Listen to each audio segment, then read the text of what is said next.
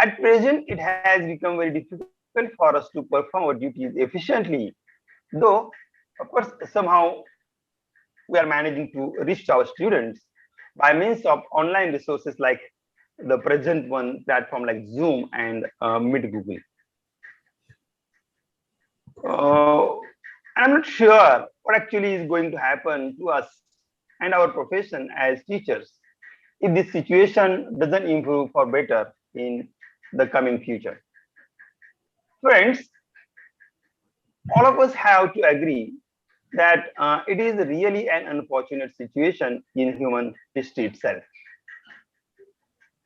Uh, though we agree that our forefathers have faced similar tragic events in their lives, what I feel is that the present situation is much more different than the previous epidemics and other disasters that endangered the human species.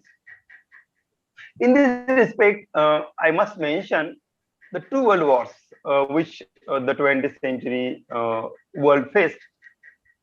And those world wars affected the lives of millions of people.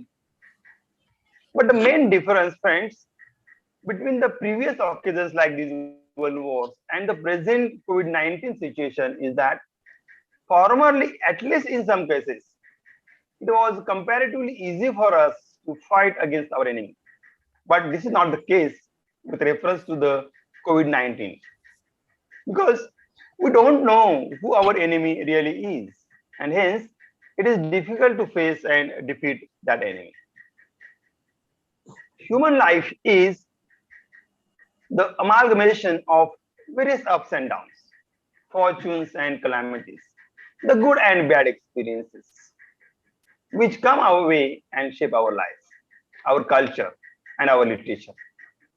And what I feel is it is these day-to-day incidents and happenings that enrich human experiences, which finally get reflected in our culture and literature. As the epidemic of plague that devastated England in the 16th century resulted in closing down the public places like theaters, making the dramatists turn towards other genres of literature.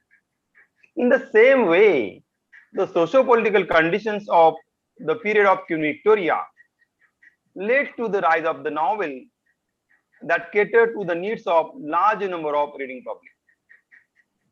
The World War First, it provided the themes to many memorable poems composed by the war poets like Rupert Brooke, Wilfred Owen, and others.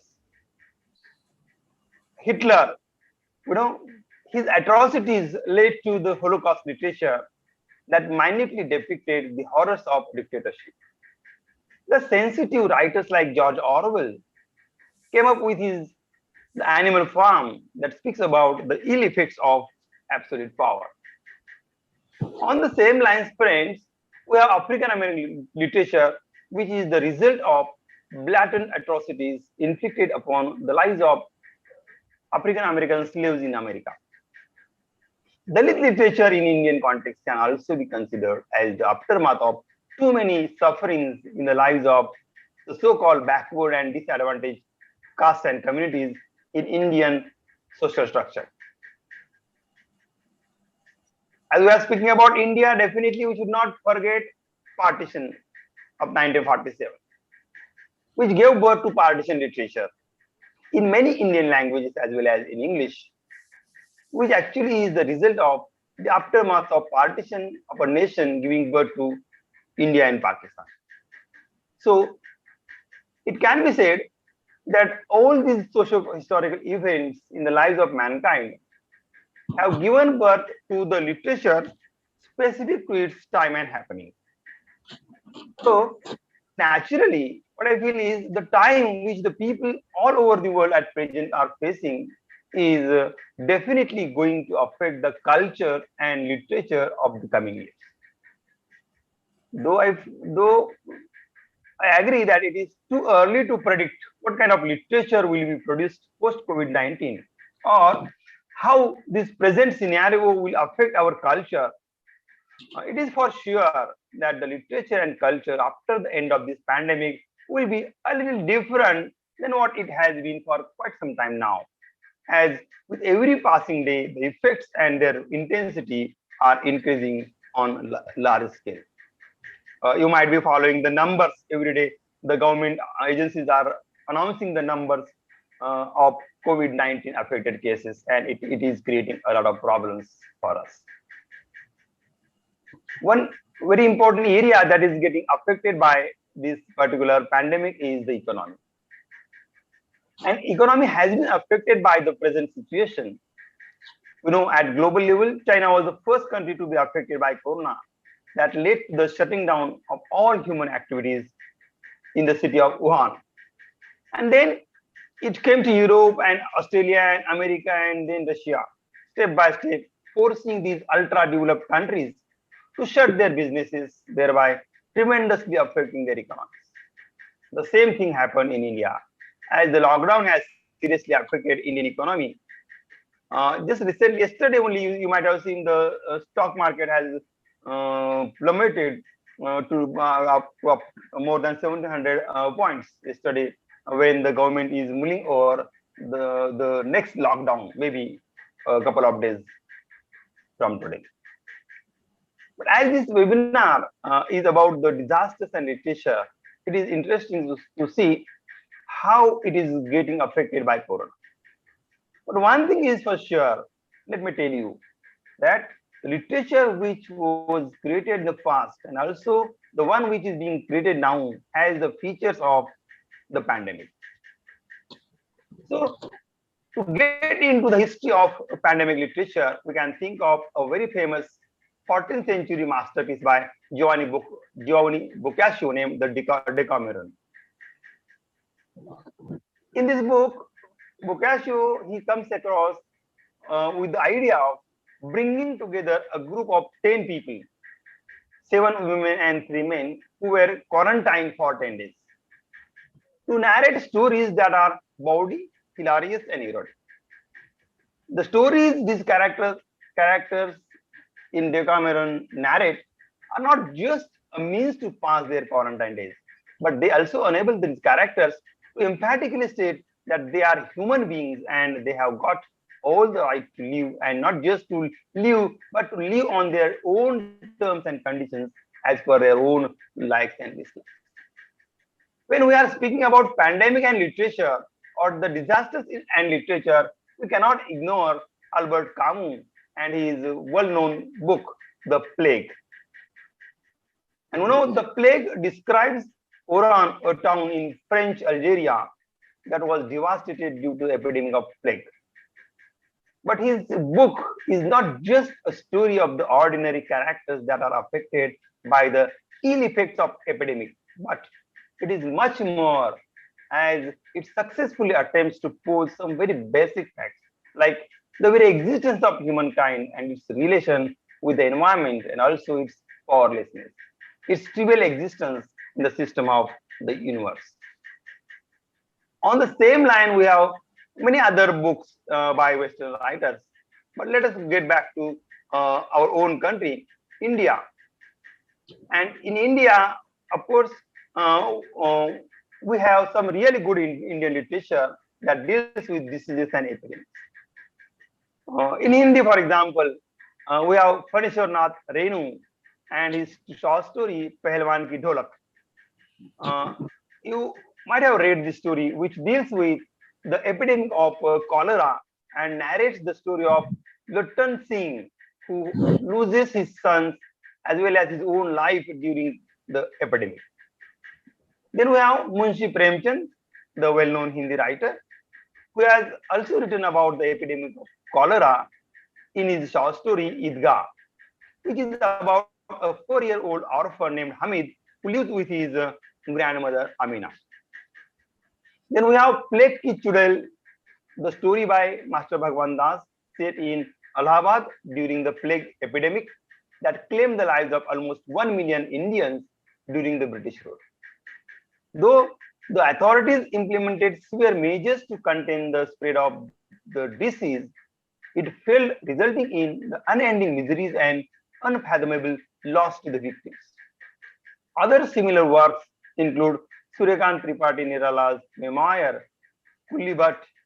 Then we have Harishankar Parsai's Gardish Ke Din, Fakir Mohan Senapati's Revati, and many similar works which also narrate the stories drenched with the incidents of diseases, epidemics, and pandemics. In the present day Indian English literature, there are some really interesting books of fiction that are getting published. I have one book, specific book in my mind, that is Siddharth Gigu's Love in the Time of Quarantine. This book is inspired by the march of a migrant worker family that has nowhere to go to write his work of fiction. During the current lockdown, we have come across numerous stories of the migrant workers from the cities like Delhi, Mumbai, and Bengaluru, who were caught unaware at their workplaces. But once they lost their jobs due to the closures of the industries, they had no any other choice but to move back to their native places. However, they were forced to stay back, leading to the immense sorrows and sufferings in their lives. Similarly, Shobhade, her ebook, she just got it published, Living and Other Stories, Lockdown License. It is a book which contains 10 stories which capture the struggle of people in making sense of their up and down lives. Shobhade herself admits that her book is a deeply felt, visceral response to the pandemic. So, friends, the things are happening. Literature is being written on and about the epidemics all over the world. But what I feel is there are very small attempts. Very few things are that are getting recorded, and many more are left unrecorded, unheard of, unnoticed, hidden in the memory lanes of people who went through the devastating effects of such epidemics. So I am concerned as a person belonging to the area of literature. What I am concerned about is about all those events, as I'm sure that if some writers attempted to write their stories on these people, they would certainly add much value to the already existing body of such epidemic and pandemic literature, which will definitely enrich the rich literary tradition of Indian literature. So the birth of this lockdown literature, narrating the stories of the people who got entangled in a variety of difficult situations that came their way due to the pandemic, can be regarded as the obvious effects of the COVID-19 situation. As this COVID-19 is infectious, people are not allowed to touch each other. So the suspicion of the people around us has entered into human psyche that has resulted in creating a kind of hostile relationships with each other. During the pre-corona period, if you remember, we used to happily welcome any member of the society or our locality who has returned from his visit abroad. But now, we don't want such people to visit our places. This has led to the creation of hostile relationships with our own neighbors and acquaintances. Even the people from metropolitan cities like Mumbai and Pune and Indore, of course, they are looked at with suspicion.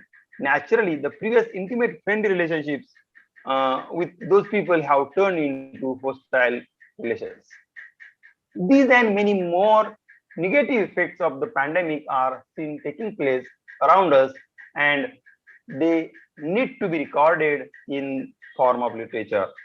Whether these incidents would be recorded or not, one thing is quite sure, and that is humanity has overcome many serious events in the past. It has defeated those adverse occasions and moved ahead on a positive note. And I'm sure this time also we will defeat Corona and will be able to lead our normal lives soon. With this positive note, I would like to conclude. Thank you very much.